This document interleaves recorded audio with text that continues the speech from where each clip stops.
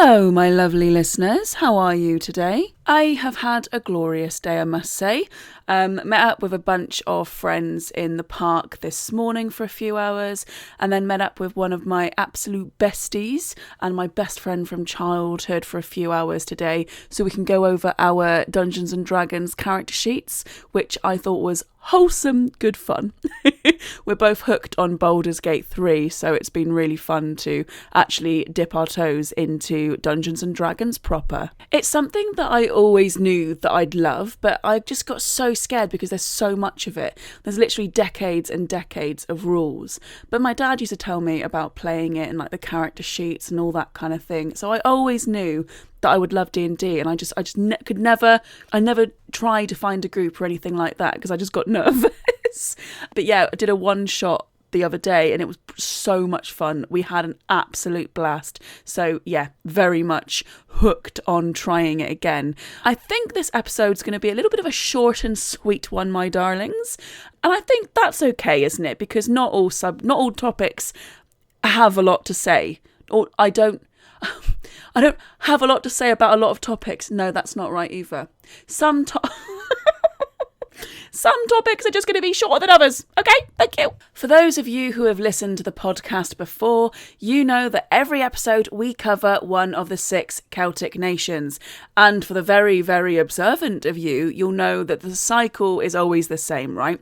So our last episode was on Scotland, Scottish folklore. We finally talked about the Loch Ness Monster. It's been a long time coming, but I actually had so much fun with that episode because I was kind of delving into it at the same time as you guys, because I'm not well versed in the lore of the Loch Ness Monster, so it was really fun for me to kind of learn a bit more as well. But this time we are back to Brittany in France. And I have a real soft spot for the Breton episodes because I feel that there is such a kinship between Brittany and Cornwall, where I'm from. In the same way that Cornwall, inhabits England, but is itself a Celtic nation within the majority nation of England, Brittany has a very similar relationship with France. But outside of its sort of socio-political position today, the language of Cornwall and Brittany are the most linked. The folklore of Cornwall and Brittany are very similar in many ways. So I do feel a real kinship to Brittany and to Breton people. And I would love to get over to Brittany. I think I'd absolutely love it. And I would also love if I met people who understood that connection as well, and who felt the same way about me being Cornish as I would about them being Breton, if you know what I mean. Anyway, it's an interesting thing. So we're back to Brittany. I'm very happy to be here. But before I kind of delve straight into the topic, I got a really great email from someone, and I kind of wanted to read it out a little bit. Because I wanted to respond to it. I will respond to you properly by email as well. I was very sorry that I haven't. I've just realised as I'm talking that I haven't responded to you yet. I'm very sorry about that. So the email was kind of saying that they are recently listening to my podcast and binge listening to it. Thank you very much, by the way. I do get messages. I would say fairly often, as if people are messaging me all the time. But I do get messages from people telling me that they're binge listening to the podcast. And that makes me very, very happy that you can stand to listen to my voice for that amount of time.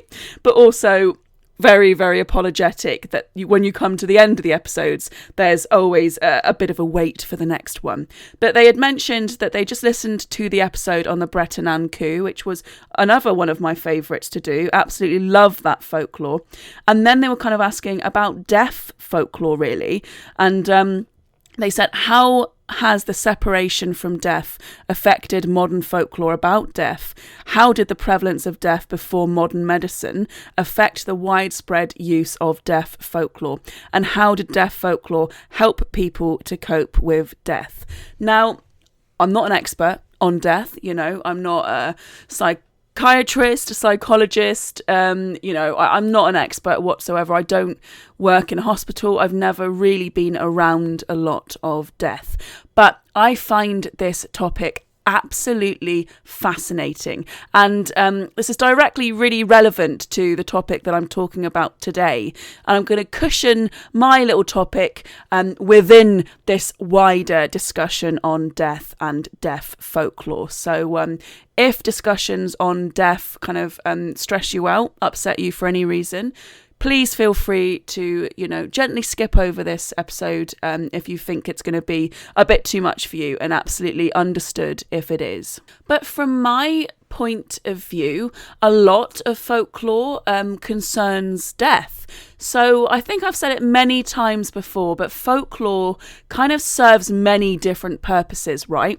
Some of the purpose seems to be, to entertain, to delight, to the storytelling to entertain ourselves and to entertain our community and our family. Some of the stories, however, seem to be to strike kind of terror in children and to ensure that they don't behave in ways that will possibly put them in danger. So don't go running around in the dark when there's limited visibility and you can't really see what you're doing. Don't go playing near the bodies of water because the nasty water horse will jump out and drag you to the depths. There's these reasons for telling stories.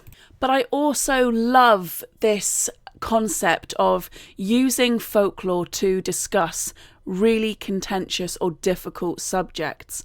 And it's something that I've been very interested in myself for my own personal reasons. I have always wanted to write more folklore stories or use folklore as a bit of a vehicle to discuss kind of political topics that I am particularly interested in.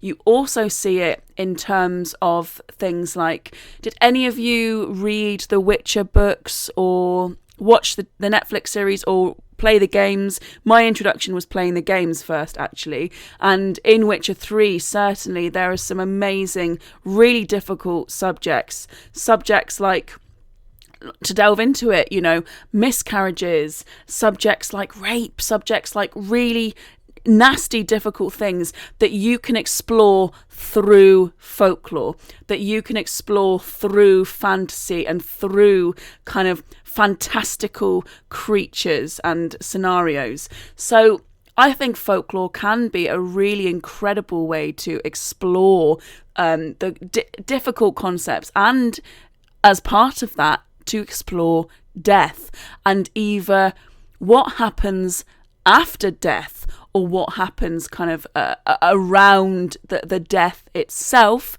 But as I said, what happens after, what I mean by that is kind of afterlife, ghosts and spirits and ghoulies and souls and all of that kind of thing. So really, that is sort of what we're covering today. So in particular, we are looking at the Iannic-ann-ôd in Breton mythology. So the Iannic-ann-ôd, otherwise known as Little John of the Shore, was said to be the spirits of those who had been drowned and lost at sea. So spirits whose body had never been recovered. And really, for all intents and purposes, their fate had remained unknown. And the first thing that I thought about when I was looking into this subject was the song by Sinead O'Connor, Jackie. I'm going to give you a little treat, just a little clip of it. Jackie left on a cold dark night, telling me he'd be home. Sailed the seas for 100 years, leaving me all alone. Well, I've been dead for 20 years, I've been washing the sand with my ghostly tears, searching the shore for my Jackie, oh. I remember the day the young man came. He said, your Jackie's gone, we got lost in the rain. And I ran to the beach and lay me down. You're all wrong, I said, and they stared at the sand. That man knows that sea like the back of his hand. He'll be back sometime, laughing at you. Thank you for humouring me. Just as a little tangent, I know, shocker, Sian speaks in tangents. Who would have guessed?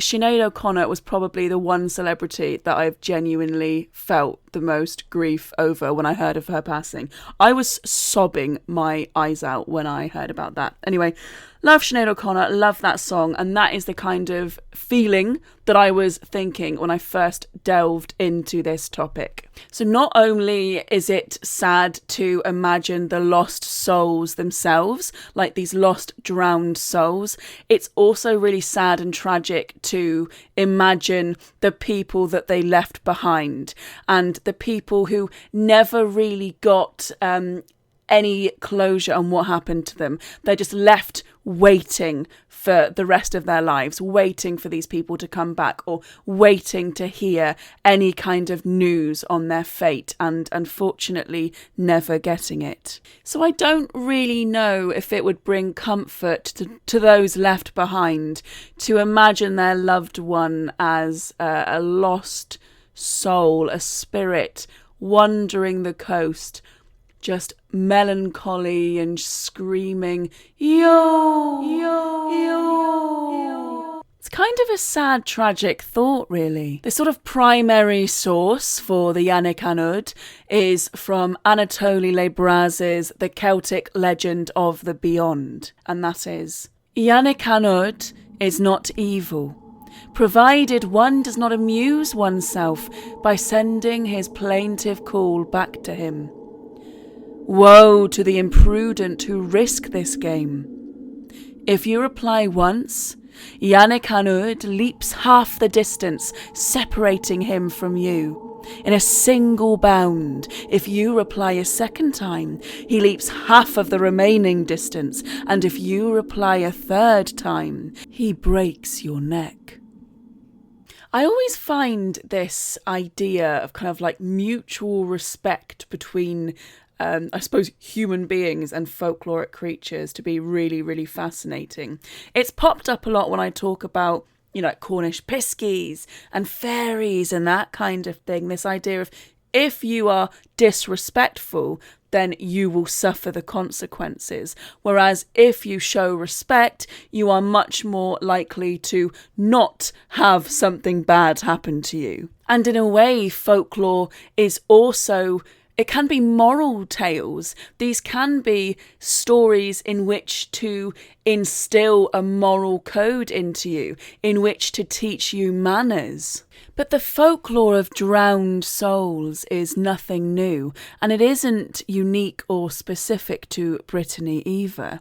There is much Slavic folklore about drowned water spirits, those who are haunting the place of their death, and those poor souls who died by drowning, either drowning themselves or, accidental death by drowning. And these spirits are very much wont to drag passers-by down to the watery depths so as to join them.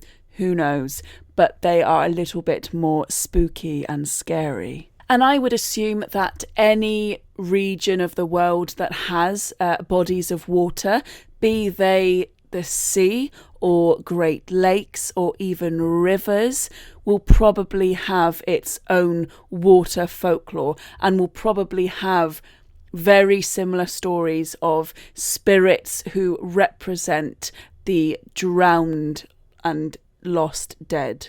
But that isn't to say that the Iannic-ann-ôd isn't spooky and scary itself.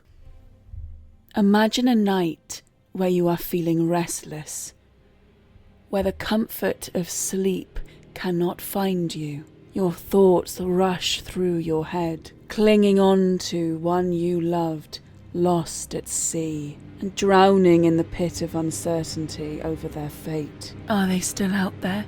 Do they call your name in the dark, just as you call theirs? Oh, it's no use. It's too hot in here. You have to get outside. The cool sea air will calm your nerves, soothe your skin, and maybe you can look out to that dark sea and imagine things being so very different. That first gust of wind hits you, instantly cooling your skin, but a chill sets into your bones. It's a foggy night, deep fog, and you can barely see in front of you. You feel the sand beneath your toes grounding you, the only real thing that feels substantial right now. And then you see it, a figure in the mist, undefined and yet undeniably there. You've seen it before you hear it, and that grave sound.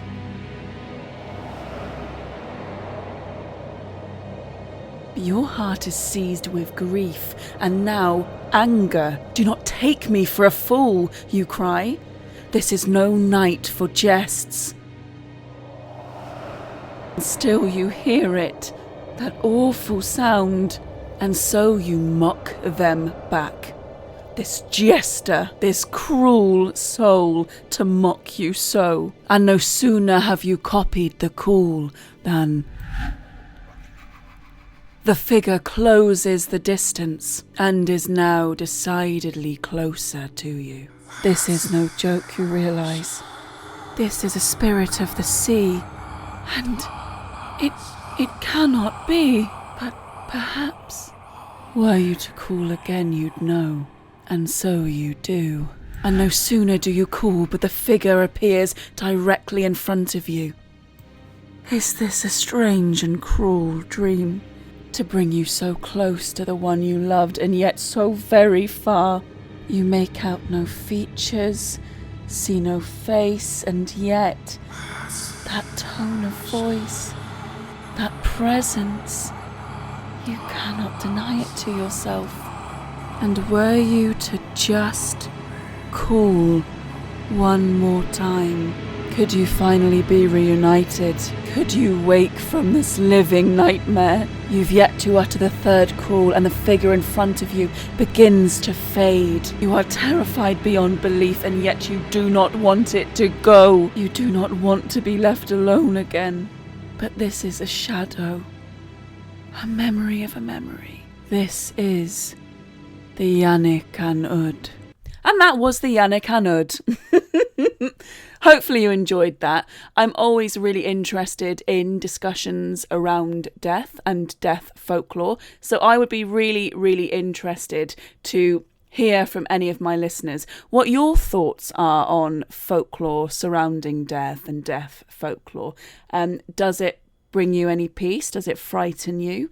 How do you feel about it? If you are comfortable to share with me. Thank you ever so much for listening as usual. I very much appreciate that there are still people out there listening to this show. I'm going to try my best to upload a bit more regularly this year, fingers crossed. But it is and remains an eternal struggle. Even though I love this podcast, it's my passion project, it's my baby. Don't ask me why I find it so difficult to do it. Come and join me on the Patreon if you fancy that. You don't have to pay. You can be a free member.